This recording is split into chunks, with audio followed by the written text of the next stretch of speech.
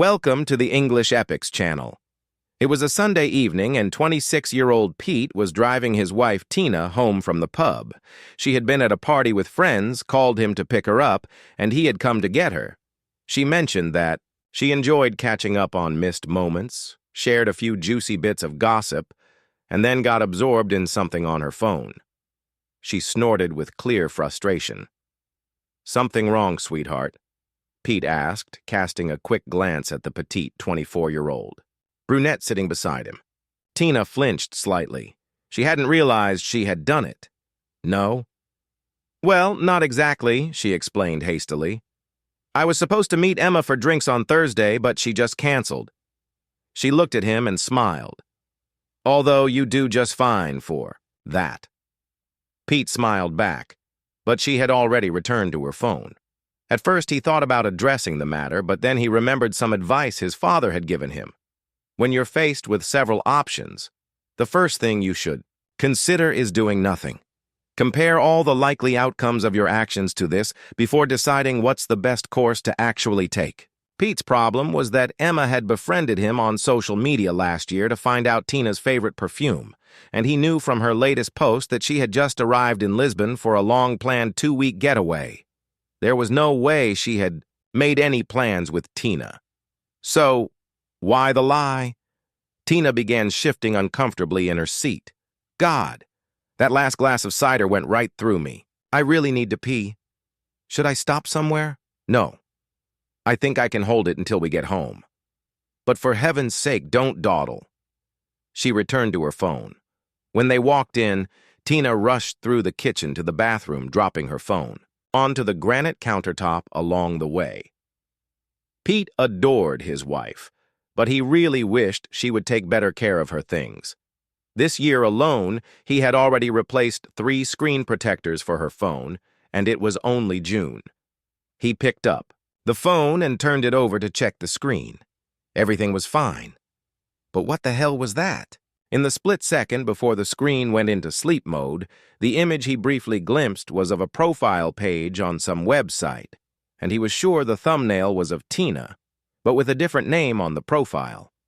The rest of the evening passed. In a subdued mood, Tina was on the phone and Pete sat quietly, lost in thought. Eventually, she got up. "I need to use the bathroom again and I'm exhausted. I'm going to bed. See you in the morning." She left him alone with his thoughts. The next morning, Pete got up earlier than usual, and Tina had only just come out of the bedroom when he was about to leave the apartment. "Didn't sleep well last night," he explained. "I figured I'd get up and head out early so I wouldn't disturb you."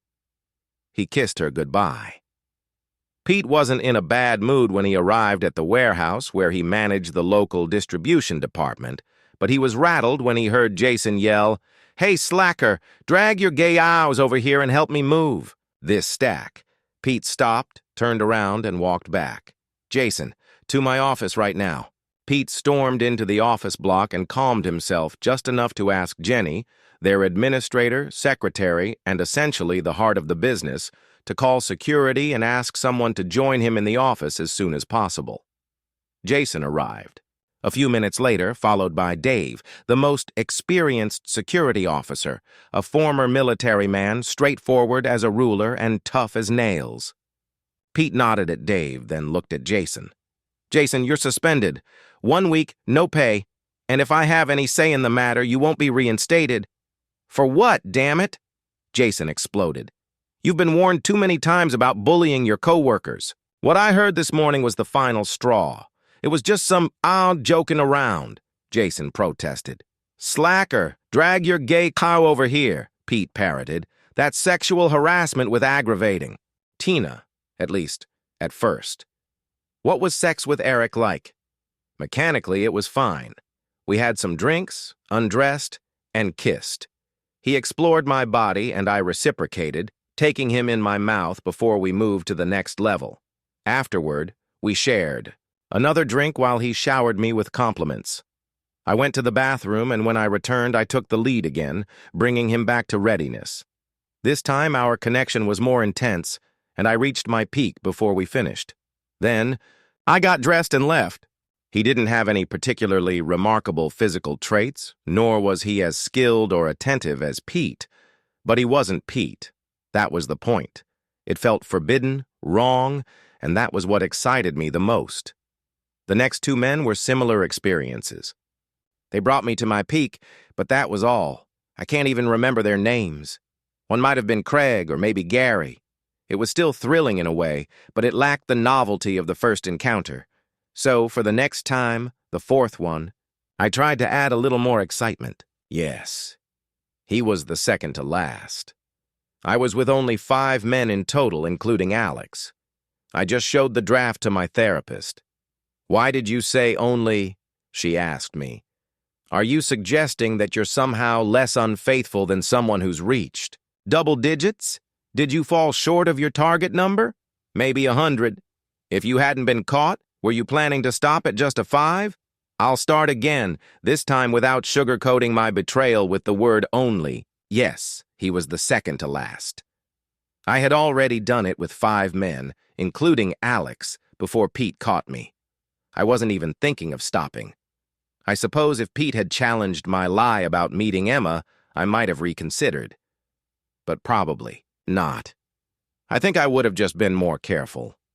I was addicted to the thrill of feeding Annie's hunger for excitement, but I had to keep raising the stakes to maintain that high. Pete never knew about the first 3 because I made all the arrangements, while he was at work or when I was at my job. With number 4, it was different. I used Pete as a prop. That's right.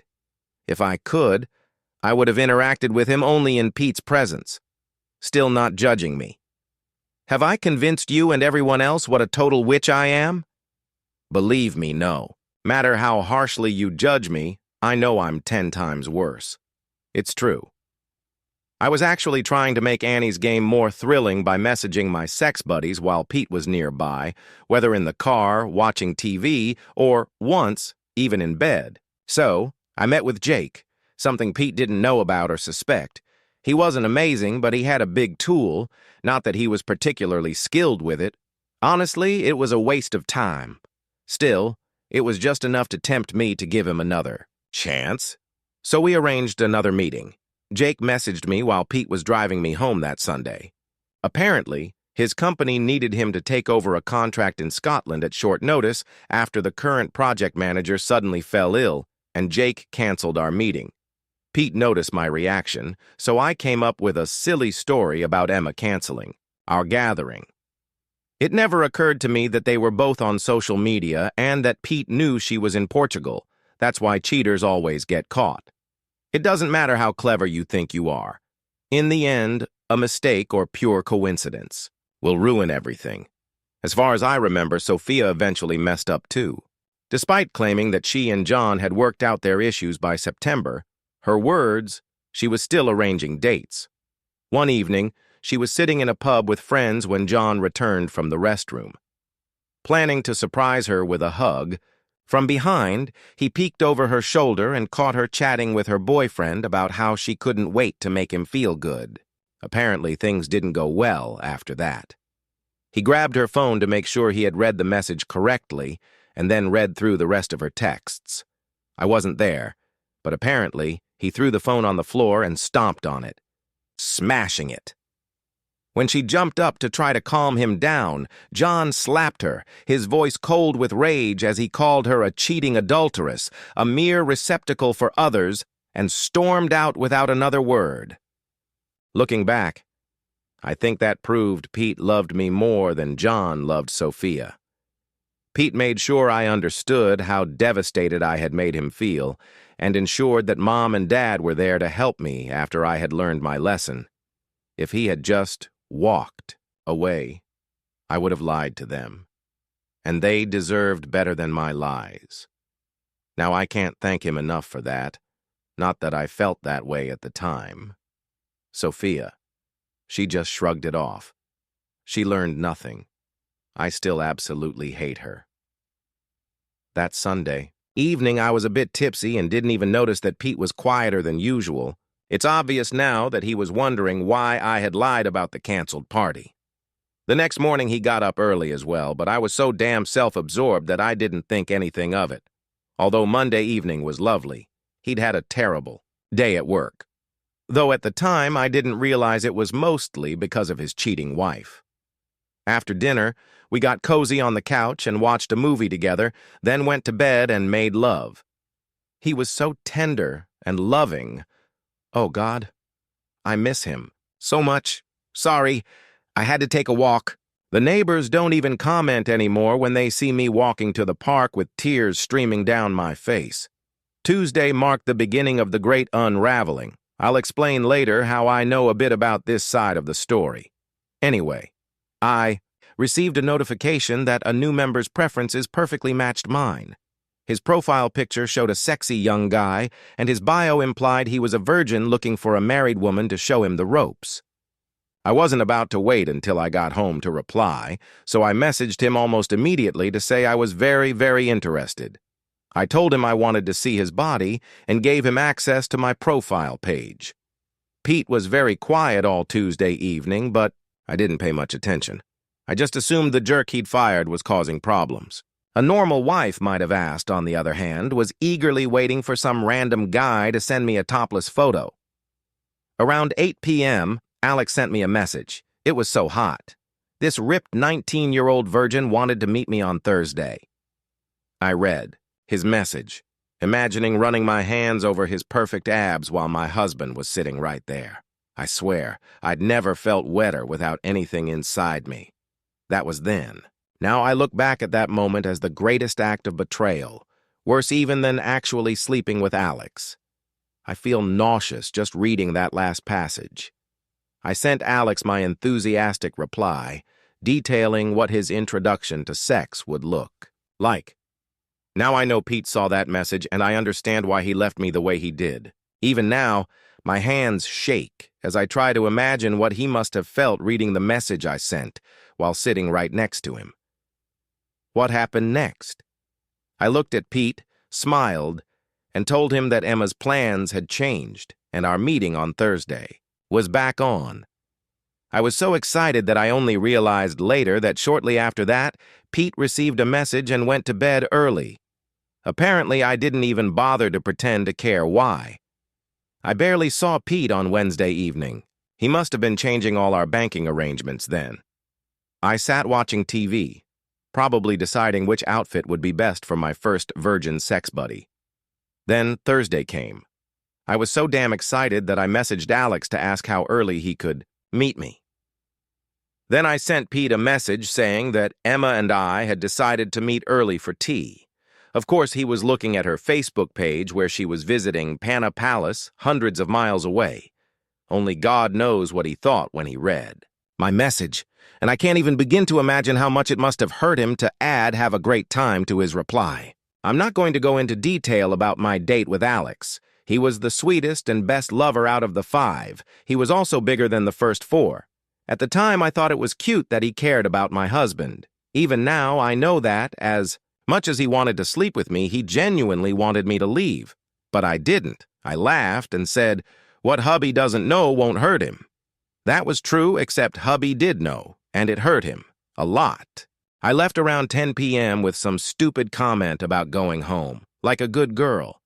I was surprised to find Mom and Dad waiting outside when I got back to the apartment.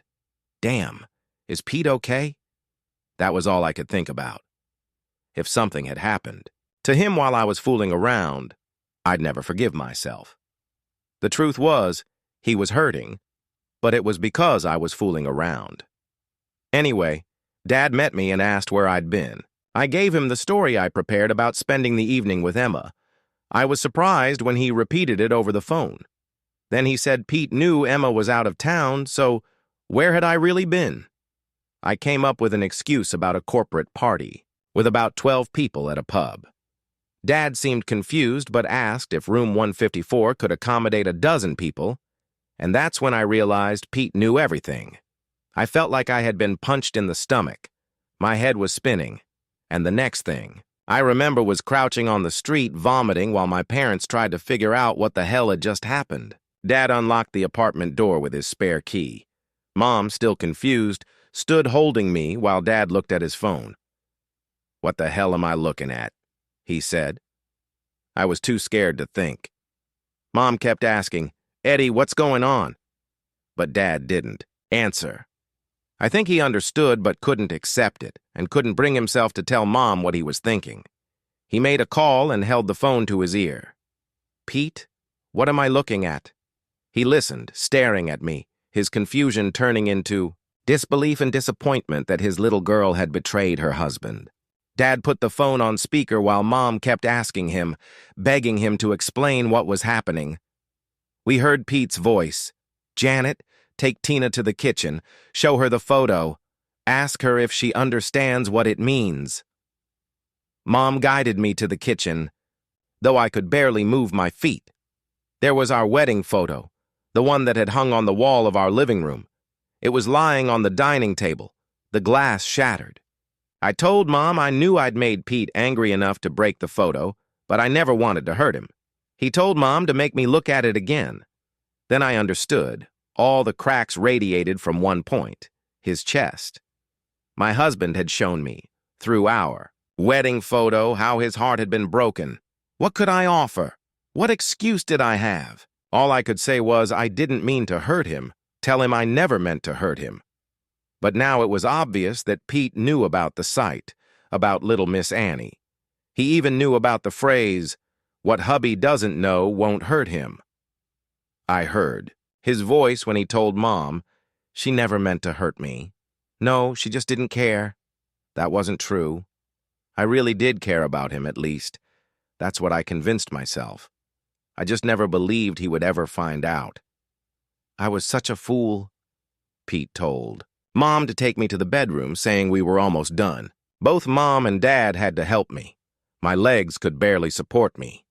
Then I saw our bed, the bed where we had made love just a couple of nights ago. It took me a moment to understand, and then my world fell apart. There was everything that had ever meant anything to us as a couple. Not torn or damaged in any way. That would have been an act of anger. No. It was just everything special between us. Left there, abandoned. Just as I had abandoned him for meaningless sex with strangers. I tried to speak, to explain, but I couldn't. I cried, wailed, muttered, barely able to breathe, producing nothing but incoherent sounds. To be honest, we didn't understand why everything was covered in shredded paper, but that was the least of my concerns, until I heard Dad ask Pete about it. "Tell her to look in the box," Pete said. It was every card we had ever exchanged. I kept them in my memory box. Christmas, birthdays, Valentine's Day, anniversary cards, every single card we had ever given each other, with "I love you" written inside. He had torn them to shreds because apparently I had never really loved him, and he couldn't love me anymore. That's when I truly broke. I could hear Dad talking to Pete for a few more moments, but none of the words made sense anymore. After that, I remember nothing. I woke up around midnight.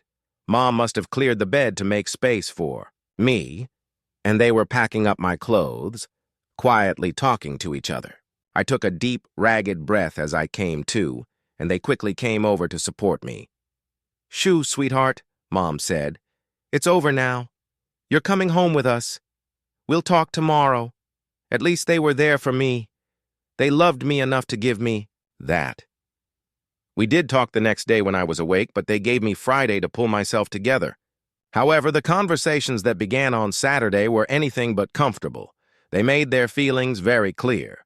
I didn't like it, but they weren't wrong.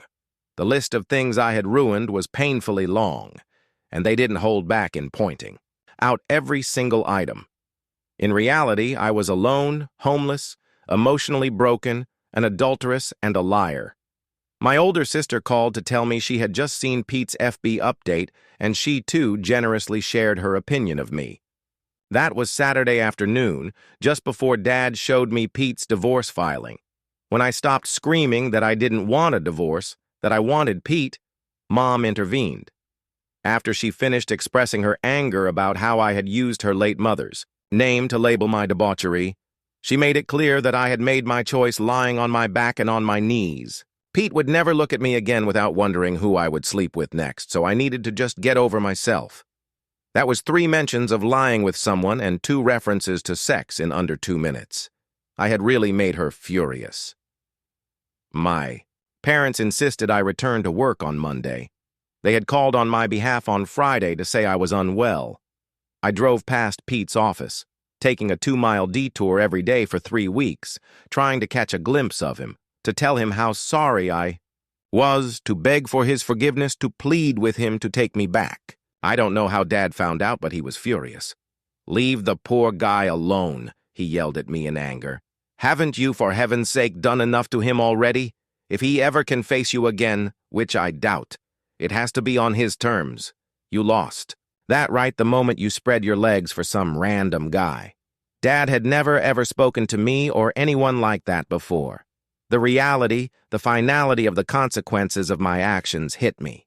My marriage was over. How could it be otherwise? 3 weeks later, I started therapy sessions with a counselor. Time passed.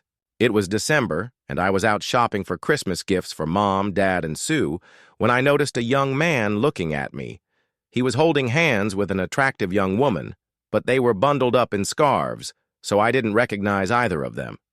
He spoke to the woman. She nodded and walked toward one of the nearby kiosks. He approached me and, realizing why I hadn't recognized him, unwrapped his scarf. "Alex?" I gasped.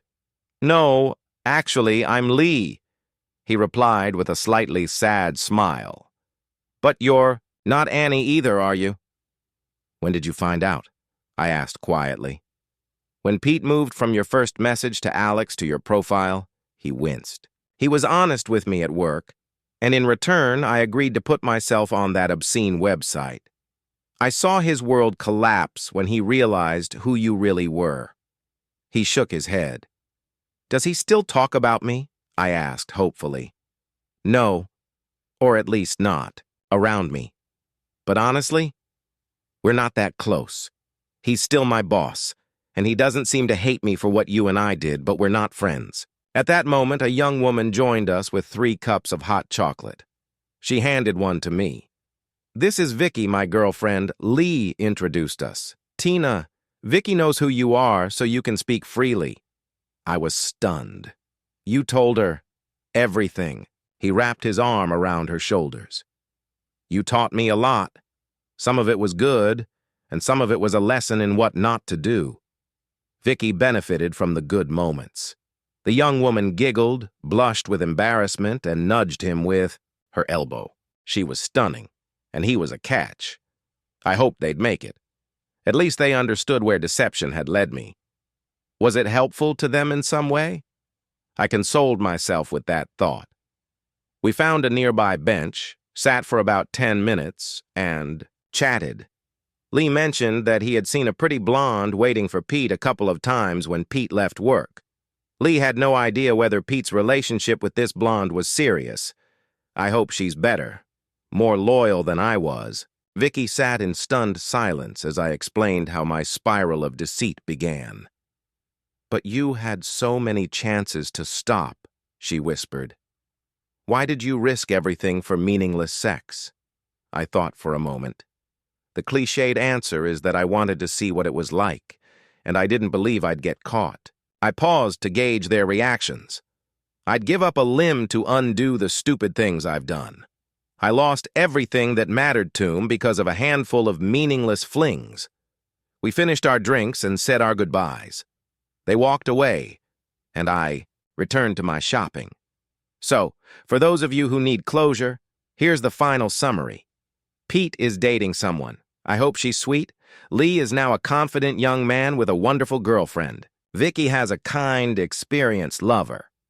My older sister thinks I'm a foolish little cheater. My dad is trying to come to terms with the fact that his little girl acted like an adulteress. My mom is still hurt by how disrespectfully I treated the memory of her mother and me. I'm trying to rebuild my relationship with my family. I've learned that the cheater's response to the question, "Why did you do it?" is wrong. The usual answer is, "Because I can." But you can't, not forever. Karma is a witch, just like me. So I'm officially divorced and trying to build a new life. There's a new guy at work. One of the girls says she thinks he's planning to ask me out. If it's because he thinks I'm easy, I won't go. If it's just because he wants to get to know me, well, better, then I will. And if he asks me on a second date, I'll tell him the truth. I was selfish and stupid, and I want to be better than I was. Because I don't want to. I can't ever again be responsible for causing so much pain to so many people. Never again. I won't lead him on without telling him who and what I was. I just hope that one day I can convince someone that I'm better now. And what about Annie? I threw everything I wore when I was unfaithful into the trash container. Shoes, clothes, underwear, everything else. I threw the phone I used to betray, my husband on top. Even the SIM card was destroyed. I have a new number now. All our household waste goes to a recycling plant located outside the city. I got permission on Wednesday morning to stay home, so I waited and watched as the garbage truck drove down our street. I watched as our trash container, with Annie inside, was emptied into the gaping maw at the back of the truck. Screw you, Annie. Good riddance, I thought. Then I stood there as the truck continued on its way to the incineration plant. I burned that witch to hell. Thank you for listening until the end. See you in the next episode of English Epics. Take care of yourself and your loved ones. Goodbye. Circumstances? And I won't tolerate it. Dave will escort you off the premises. Don't come back until you're explicitly told you've been reinstated, and don't contact any of your colleagues to try to get them to cover for you. Dave spoke quietly. I've served alongside men who liked other men. They fought, bled, and some of them died just like the rest of us. Every one of them was a better man than you'll ever be, you little loudmouthed piece of crap. Pete smiled as Jason slouched out, muttering something under his breath. His smile faded as he thought about the paperwork involved with firing and replacing even a useless idiot like Jason. After lunch, Pete called the receiving team into his office. With Jason gone, only 3 of them were left. He looked at Lee, the one Jason had been joking around with. Lee, I'm sorry you had to put up with that. He shot a fierce look at the other 2.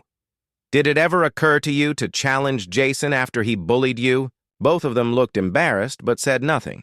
He dismissed them and went back to work. It was 3 p.m. before he found a moment to check the site he had noticed the previous evening, a site for extramarital affairs. His heart sank as he read. Further, a place where singles meet married men and women for no strings attached sex. It felt as though his heart had been ripped out of his chest. A real, physical pain.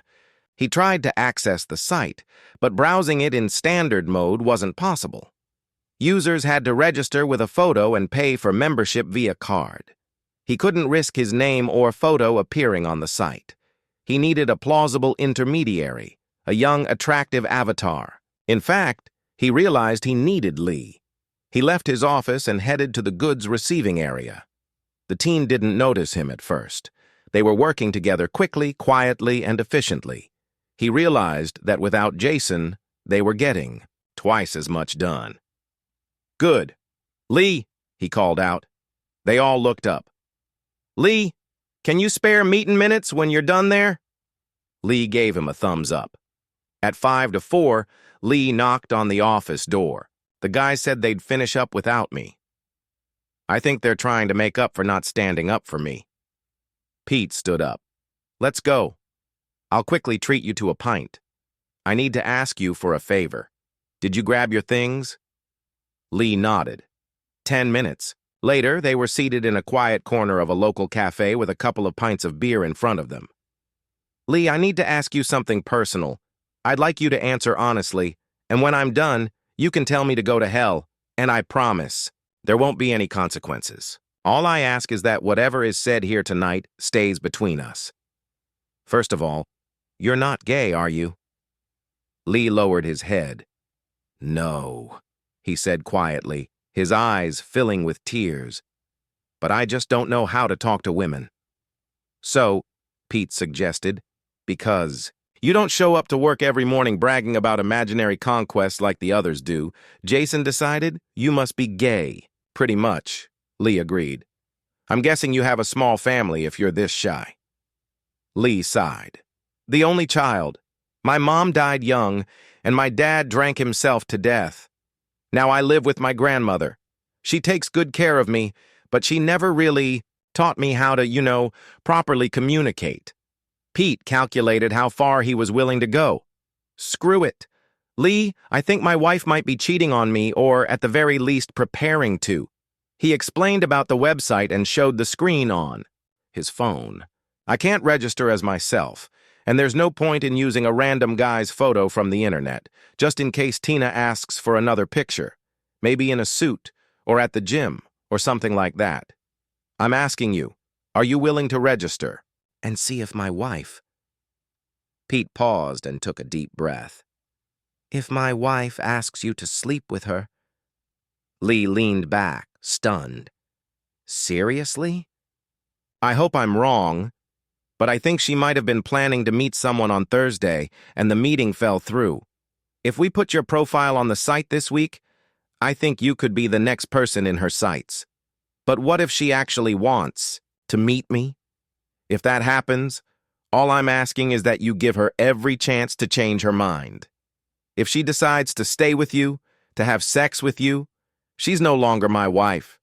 Do whatever you like. She's an amazing lover. If she's willing to let you have her, then make the most of it. I give you my word. It won't matter to me anymore. Lee thought about it for a full 5 minutes. Pete sat quietly, not wanting to pressure the guy in any way. Eventually, Lee spoke. So, will you help me create my profile on the site? Pete nodded. And I'll just register with my own photo and pay with my own card. Yes, Pete agreed. And I'll reimburse you in cash. Then, if your wife contacts me, you'll help me with the messages? Exactly. And if she suggests meeting you, I'll even pay for some fancy clothes for your date. And after I ask her if she's willing to cheat on her husband, if she still offers to sleep with me, you won't hold it against me at work. I don't think I could do this if I were in your position. Lee, it hasn't happened yet, but we're saving up to buy a house where we'll raise our kids. If she sleeps with you, she'll never be the mother of my children. And I'll make sure she's out of my life. And what if she doesn't contact me? Then I'll help you become more confident in social interactions, introduce you to our friends, things like that.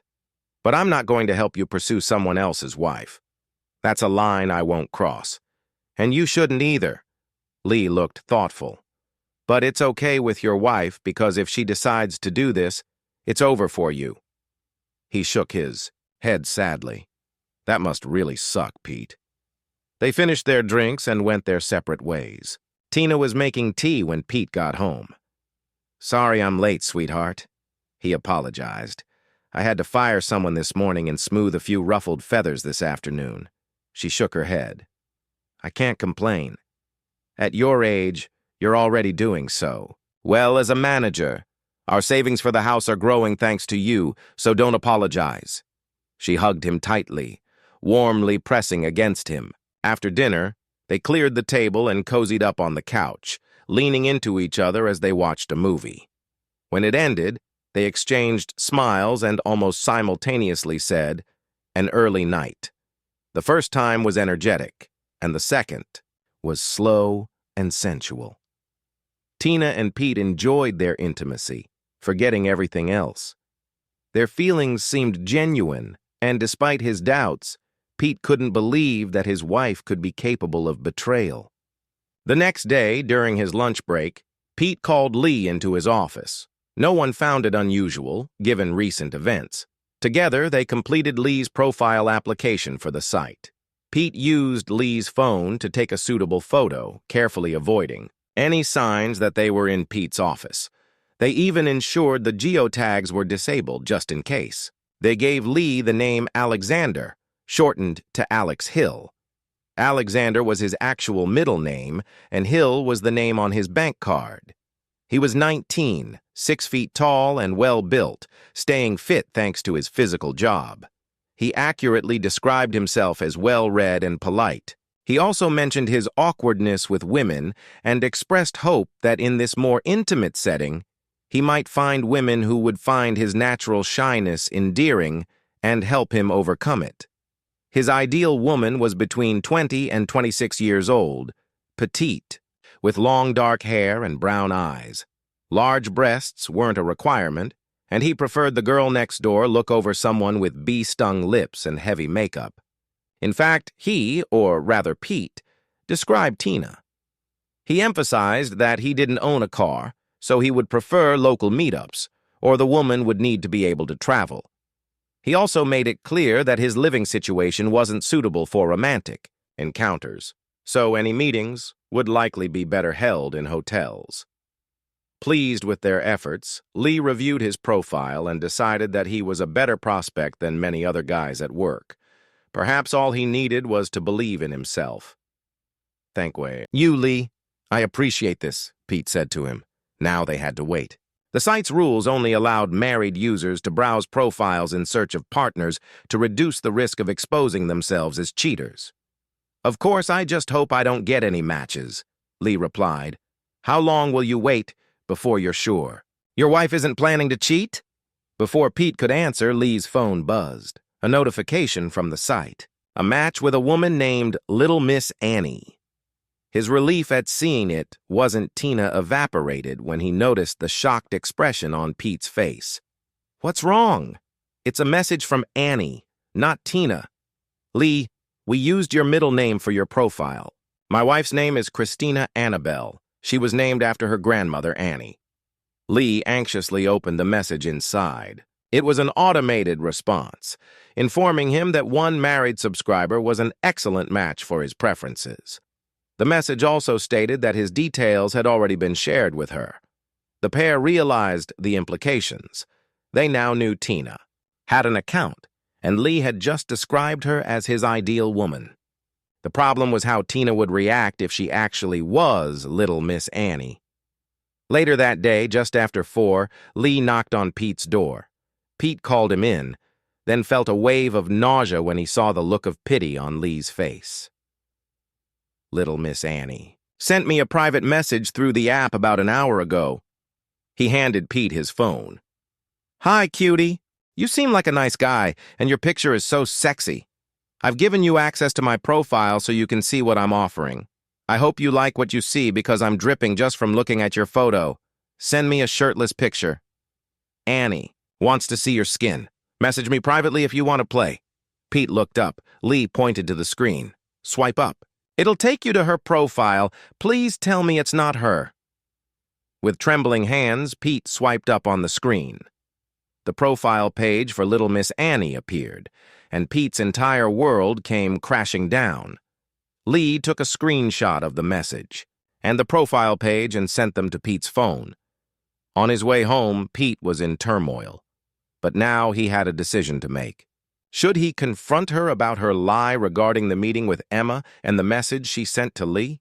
If he did, how should he react if she claimed it was just some obscene, drunken prank with the girls and that nothing had really happened?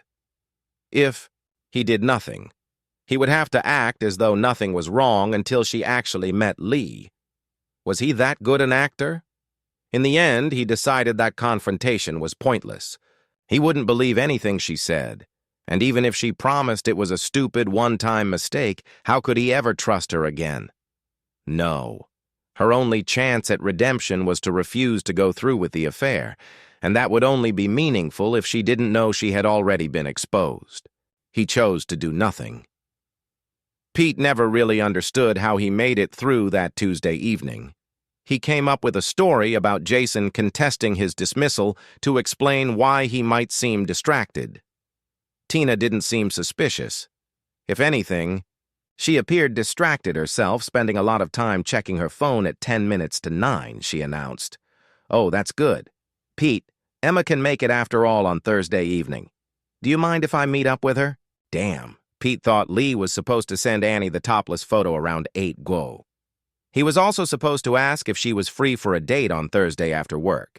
If she declined, he would inform Pete. In fact, 20 minutes later, Lee sent a message. saying that his offer had been accepted with great enthusiasm. Pete sat and watched as his loving wife claimed she had sent a message to Emma confirming their Thursday meeting. But in reality, it was a message arranging a meeting with a stranger for sex, and she did this while he was sitting in the same room. Her bold behavior and complete lack of guilt left him bewildered. Did she truly believe she could live her whole life like this, with him never finding out?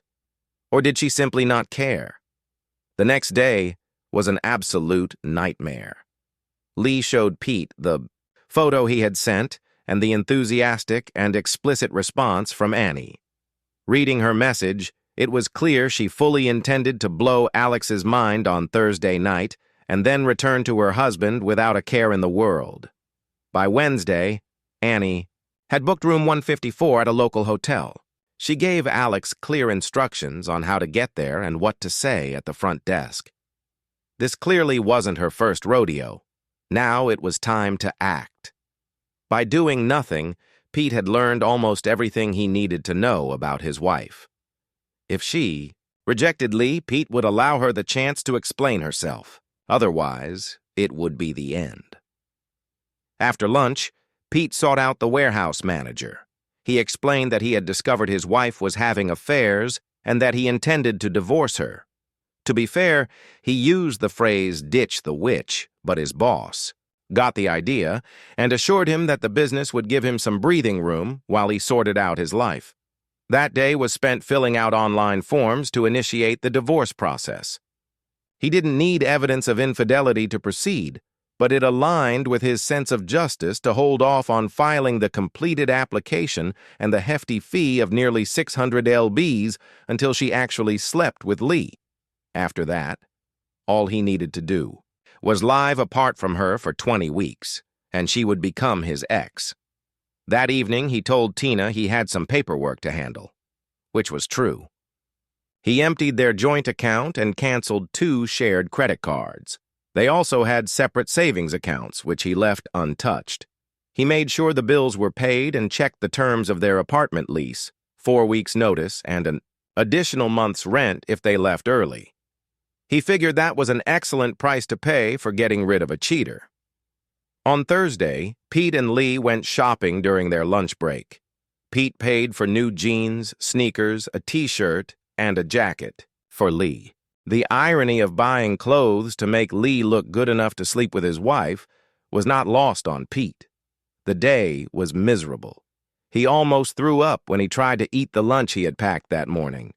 He checked to ensure his phone was fully charged, organized the images in his phone's gallery, and then went down to the packing department to grab a few boxes. Tina sent him a message saying that Emma wanted to meet earlier to grab a bite.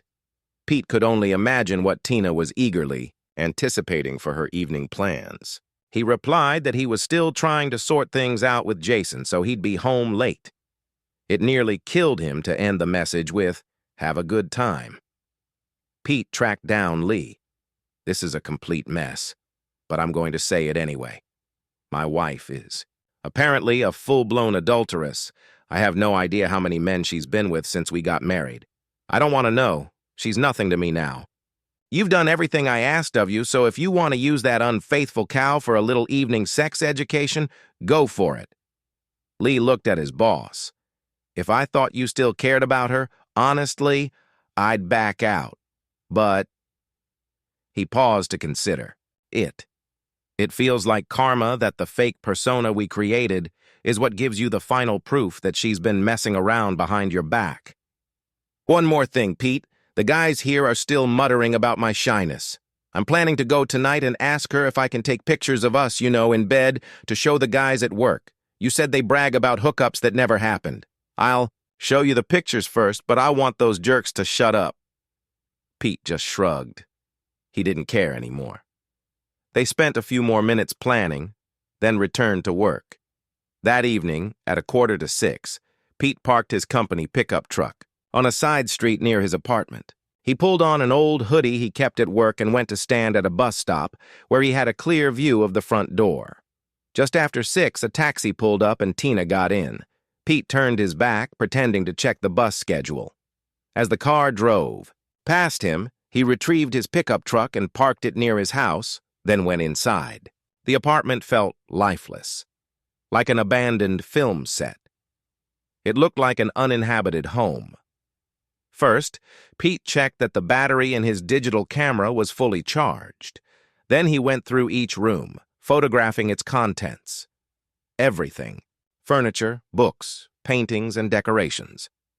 Next, he took his clothes out of the closet and drawers. Everyday items went into his suitcase.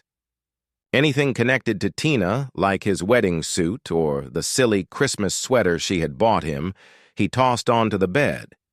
Then he got to work dividing their belongings. Items that had been gifted to him were placed on the kitchen table, except for gifts from Tina, which went on the bed. His books were stacked on the table unless they had been her gifts. Within an hour, he had divided the property of two people who had once promised to grow old together. 3 damn years, he thought, as he pulled the last of his belongings from the bathroom cabinet. She barely made it 3 damn years. He noticed a missed message from Lee on his phone. "I'm so sorry, Pete. I've only got a minute while she's in the bathroom. I tried, but she just laughed and said, 'What hubby doesn't know won't hurt him.'" "It's not your fault." "Thanks for trying," Pete replied. His heart broke and he barely remembered the next 10 minutes. Eventually, the tears stopped and he returned to work. Everyday items were packed into one box while essentials went into another. Initially, he wondered where he would store all his things. But as he looked at the 2 boxes and 2 suitcases, all that remained of his marriage, he realized most of it would fit under the single bed in his father's bungalow. He had 2 more tasks to complete. Like many women, Tina kept a memory box. It contained all the cards Pete had ever sent her, tied with a blue ribbon, birthday cards, anniversary cards, Christmas cards, and Valentine's Day cards. Pete ran them through the shredder and scattered the fragments over everything lying on the bed. He did the same with the cards she had sent him, then tore up the cards she had saved from family and friends, inviting them to their wedding. He left the nearly empty box on her nightstand.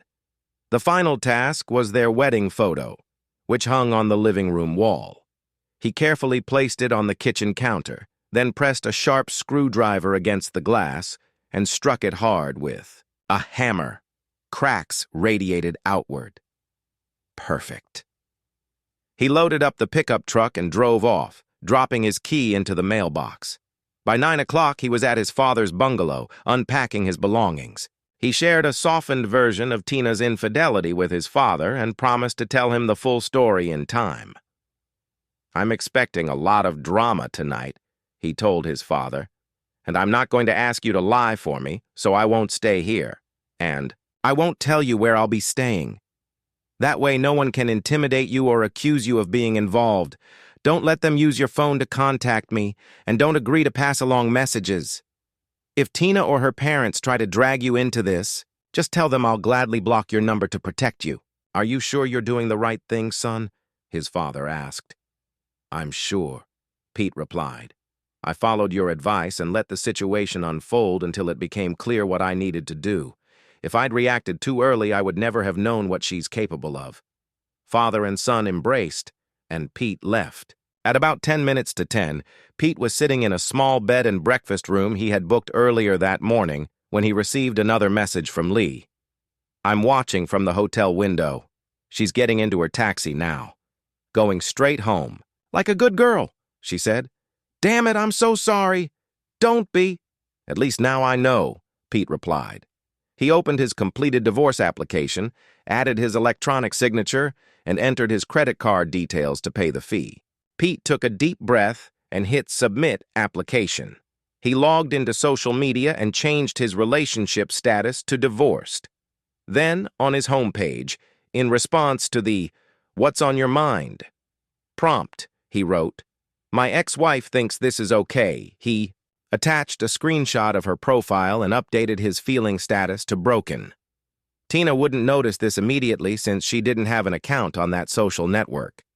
She relied on another one. He was almost certain that one of her friends would eventually tell her that she had been exposed. He checked the time. 10 o'clock. He called Tina's father. Hey, Pete! Why are you calling so late? Is everything okay? Listen, Eddie, there's no time to explain. Tina is on her way home and will be there in about 10 minutes or so. I think she's going to be upset and will need someone there. You and Janet should go now and call me when you get there. Then we can talk. What's going on, Pete? Eddie, just do it. Pete hung up. He leaned back in his chair and thought about the pain he was about to bring upon Tina's parents. Eddie had been eagerly looking forward to becoming a grandfather, and he would have made one hell of a grandfather. Just not to my kids, Pete thought sadly. Janet was a kind woman who had tried to fill the void left after Pete's mother passed away when he was a teenager. 7 minutes later, Pete's phone rang. All right, we're at your front door. What the hell is going on? Eddie was starting to sound as angry as he was scared. Call me when Tina gets there and I'll explain everything. But don't worry about her. She's not hurt or anything like that. It's just so damn complicated, but you need to be there for her. Pete hung up again. It wasn't long before Pete's phone rang once more.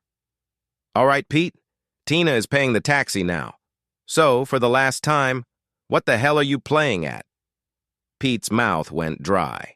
He couldn't speak. I'm sorry, Eddie. Though I don't even know why I'm apologizing. Ask Tina where she was. Pete, what's going on? Just damn it, ask her, Eddie. Just ask her where she was. Pete could hear Eddie asking Tina where she had been. Pete?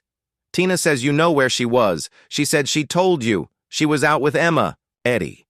Emma is in Portugal. She's been there for a week and won't be back for another week. So ask Tina again. Where was she? Now Eddie was getting angry. Someone was lying to him, and he was far from happy about it. He came back on the line. Tina says she was actually out with some co-workers from the office, but she didn't want to tell you because there were some guys with them, and she didn't want to make you jealous. She guarantees that nothing happened. She regrets lying. How? Many people were there, Eddie? Another pause. She says there were about a dozen of them, but they were all together at the pub. I know it sounds bad, but she swears nothing happened. Is that it, Pete? She was stupid. She knows she shouldn't have lied. What else? I'm so sorry, Eddie. Ask her if room 154 at the Travelodge can really fit 12 people. There was a long pause and worried voices. Go inside, Pete told him, and call me back after you. Open my next message. Pete opened his phone's photo gallery and sent Annie's profile screenshot to Eddie's phone. 2 minutes later, Eddie called back. Pete could hear Tina sobbing in the background. What am I looking at, Pete? He could hear Janet pleading for it to be a mistake. Eddie, Tina needs to tell you the truth. It's unfair that I'm the one laying this on you. Tell her I can keep sending you pictures all night until she stops lying. She's not saying anything, she just won't stop crying. Pete sent a screenshot of the message Annie had sent to Alex, then returned to the call. Eddie, Tina created this profile a few months ago. I only recently found out she's been posing as Little, Miss Annie, on an infidelity site to meet men for sex. This is a message she sent to her latest hookup. She sent it while I was in the same room. She pretended it was for Emma. She sent that message, looked me in the eye, and smiled. That's how much she respects me. That's where she was tonight, and everything she's told you so far has been a lie. Tell me, Eddie, if you were in my shoes, could you forgive her? Build a family with her. Go to work each day, not knowing who she'll be sleeping with while you're gone. So I'm sorry, but I needed you there to show her this. I can move on, but she'll still be your daughter. You'll have to come to terms with that because soon she'll be a single woman and no longer my problem. Put me on speakerphone, please. Janet, take Tina to the kitchen and show her the picture. Ask her if she knows what it means. Pete waited, imagining the scene unfolding in his house. He heard crying, followed by Tina's mother's voice. She says, she's sorry for making you so angry that you smashed the wedding photo. She says she never wanted to hurt you. Pete shook his head. She doesn't get it yet. Tell her to look at the picture more closely. Where is it broken? There was a minute of silence in the conversation. Then Janet spoke again, her voice rising, over the sound of sobbing in the background. Now she understands. She broke your heart. That's why you smashed the photo. She just keeps saying she never wanted to hurt you. She never wanted to hurt me. Well, that was easy to avoid. She could have chosen not to pay for a subscription to an adultery site. She could have chosen not to sleep with strangers. Not hurting people isn't rocket science. It just means not doing hurtful things. But my wife? Tonight, she laughed with her lover and said to him, "What hubby doesn't know won't hurt him. She never wanted to hurt me. No, she just didn't give a damn." Never mind. We're almost done, Janet. I'm so sorry, but there are just 2 more things to do. Take her to the bedroom and ask if she understands what the things on our bed mean. This time, it was Eddie's voice. Tina's on the verge of a breakdown. Janet's trying to calm her down. Tina says everything on the bed is special. You both. You left and took everything that reminds you of her. We don't understand what the shredded paper is about. It's okay, Eddie. Show her the box. Ask her what used to be inside. Pete heard Eddie relay the message and then a cry of anguish as Tina finally realized how deeply she had hurt him. "What the hell did you do?" Eddie asked, stunned. "I've never seen anyone in this state before." Eddie, everything she said at our wedding, to cherish, love, honor, and keep only to each other. For her, it was meaningless. Just 3 damn years. We were saving to buy a house, to raise our children, your grandchildren. And how does she respect me? Sleeping with strangers he meets online. All the cards she sent me, saying how much she loved me, they're meaningless now. Lies. So I destroyed them because they no longer had any value or meaning. My cards to her, the RSVPs to our wedding invitations, all of it is just utterly meaningless to her. Eddie struggled to get the words out. His voice was hoarse with emotion as he tried to speak over his daughter's wails and his wife's sobs. "We didn't know, Pete. We never suspected. I can't explain it, and I won't try to make excuses for her. I know, Eddie. You and Janet aren't to blame for Tina's choices, and I'm so sorry I put you through this. But she needed to understand what she did. And you needed to be there when she realized it. We're almost done, and then you can take her home and try to help her heal. She's just broken." She smiled at me while texting a stranger asking for sex. "That's not normal. She needs fixing. But from now on, I'll only speak to you, or Janet. Not her. Never her. Not after what she's done to me." Pete sent his final message with a link to their divorce petition. Then he turned off his phone and broke down in tears. Tina's confession. My real name is Christina Annabelle, but everyone calls me Tina. Well, not everyone, but I'll explain that later in my story. I'm not going to share my last name. My father says his reputation has already been dragged through the mud so badly. It couldn't possibly get worse, but I won't risk making things harder. I've already done enough damage. I'm fairly attractive, 157 centimeters tall, slim, with a nice C-cup bust, short dark hair, and brown eyes. I'm 25 years old and recently divorced.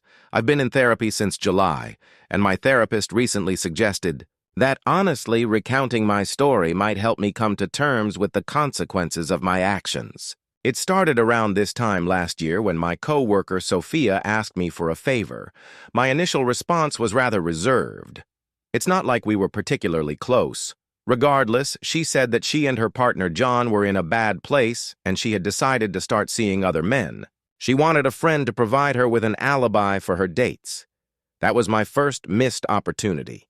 If I had told her to back off like the other girls did, I would still be married. But I didn't. So that's on me, not her. Though I still absolutely hate that witch for coming to me in the first place. So in the absence of a direct refusal, she kept pestering me, saying all she needed me to do was agree if John ever asked whether she and I were meeting up. I didn't know her partner, and Sophia claimed he was acting like a jerk and deserved it, so I said, "Okay, why? Why did I agree to lie to someone to help her cheat on her partner? I have no idea. Even if she had been my best friend, I should have said no. I thought I'd been raised better than that, so I failed, as a daughter, and as a wife. Sophia kept me updated on her flings, and despite my doubts, I was intrigued. How did she find these men without going to clubs? John would have noticed if she had. So I asked her. By now, I've lost count of how many times I screwed up. What an absolute fool I turned out to be. So, excited that I'd shown interest, she pulled out her phone and logged into this website. She explained how people in relationships could register to find singles for no-strings-attached sex. Then she smirked and said, "Unless you actually want to use the site." I felt disgusted, partly because such a site even existed, and partly because someone I knew would even consider using it. But then, a couple of times a week, she'd show me the guys who matched her profile. Some of them were genuinely attractive. I asked her if she wasn't worried that John might somehow find out. "No," she said. "People in relationships have private profiles, and they only reveal them to singles if they want to pursue a match. So if a single guy says he's looking for a tall, blue-eyed blonde in her 30s within 30 miles, I'll get a notification. I can check his profile and, if I'm interested, send him a message. Even if someone from John's family or friends was on the site and matched with me, I could just ignore them, and they'd never know I was there." By mid-March, Sophia had slept with 6 different men and bragged about each one to me. She never mentioned it to anyone else at the office, though I think a couple of the older women suspected something. One even pulled me aside and suggested I distance myself from Sophia, but I ignored it. Smart, right? By mid-April, I started to get curious about the type of responses I might receive if I registered. It wasn't that I was unhappy with Pete, my husband. I was just curious. And reading what I just wrote, I realize I've not only made it painfully clear what a self-absorbed witch I was, but it seems I still am. Damn it. I started this story by writing about what happened in February last year, and now I've made it to April, and this is the first mention of my poor husband. What? Crap. I'm going to have to stop now. I can't even see the keyboard well enough to continue. It's okay. I've pulled myself together now. It's just that I keep breaking down in tears whenever I think about Pete, our plans, and what I did to him. Pete was my husband. Tall, strong, smart, hard-working, far more handsome than he ever gave himself credit for, and an amazing lover. That's what's so damn insane. If he had been lousy in bed, maybe, just maybe, I'd have some excuse. It would have been a terrible excuse, but I don't even have that. He's 27 now. This year, I didn't send him a birthday card, partly because I no longer know where he lives, though I could have sent it to his dad's house, but mainly because I know he would have torn it to shreds and probably sent the pieces back to me just to make his point. I deserve that. Anyway, what would I even have written on it? Love, Tina. So, you've probably guessed it by now. By mid-April, I had registered, paid, for a subscription, and created a profile, Little Miss Annie, after Annabelle, my middle name. Mom wasn't pleased when she eventually found out about everything. I remember her exact words, "You little tramp, how dare you use the name I gave you in memory of my mother to find sex buddies." Until that moment, I had never heard her swear in, my entire life, and she cursed at me twice in one sentence. Apparently, I'm no longer the golden child.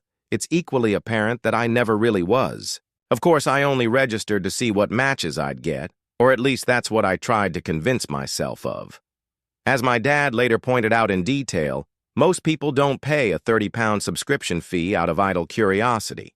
He's right, of course. I can't pinpoint exactly when it happened, but by that time, I think I'd already decided to sleep with a stranger just to see what it was like. Was I being sensible, or what? Inevitably, within a few days, I received a notification from the site. A single man in his 30s had listed preferences that matched my profile. I was horrified and thrilled at the same time.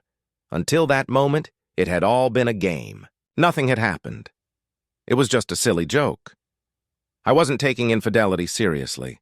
I loved my husband, and we were saving up for the perfect house to raise our perfect children. But it wouldn't hurt to take a look at this guy's profile, would it? His profile picture showed a decent-looking man.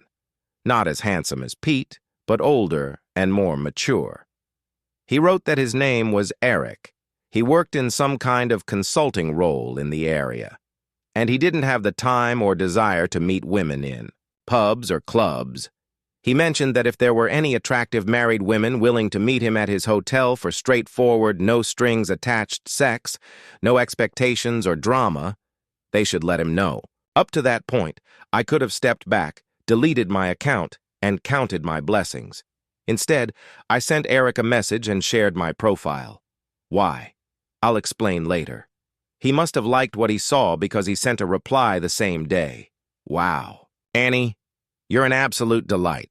I'd love to see you naked. Any evening this week after 6. Your choice. If you don't want us to be seen, I'll arrange to have food and drinks delivered to the room. It's ridiculous now, thinking about it. Pete loved me, respected me, and indulged my every whim. Yet there I was, sitting in a toilet stall at work, wiping a wet spot on my panties because a guy I had never met wanted me. It was probably around this time that I mentally separated Tina from Annie. Tina was the devoted and respectable working wife. Annie was the free-spirited wild child, or, as I prefer to think of her now, an adulteress. Don't get me wrong, I'm not claiming to have some kind of dissociative identity disorder as an excuse. Pete explained to me once that, as a manager, he adopted a tough persona at work to treat employees as subordinates, not as friends. At home, he was just Pete. I took on the persona of Annie to sleep with Eric, and I did it. I slept with him. At home, I was just